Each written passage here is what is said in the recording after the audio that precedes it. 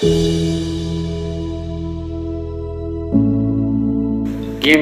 ушу айтып аткан тапшырмалардан аткарып, өзлөрү дагы инициатива кылып, астыга жулкунуп, арабаны сүйлөп кете бере турган болсо, биз менен чогуу иштешип кете беришебиз да. Мына быйыл эң көп акчаны экономикага салды Артем Эдуардович. Өзү жөнөкөйлөнтү, достуктун баарын биз суранганбыз, бир топ механизм баарын өзгөрткүнүңдө.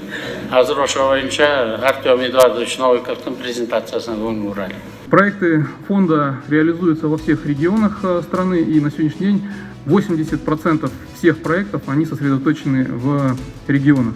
В целях поддержки регионального развития фондом были снижены требования по финансированию проектов напрямую с 1 миллиона до 200 тысяч долларов, а для таких областей, как Таласская, Нарынская и Баткенская область, эти требования были снижены до 100 тысяч долларов. Мы обратили особое внимание на развитие Баткенской области, начали финансирование 5 крупных проектов на сумму порядка 20 миллионов долларов. Мы со своей стороны готовы на постоянной основе проводить встречи с бизнес-сообществом в ваших регионах и городах.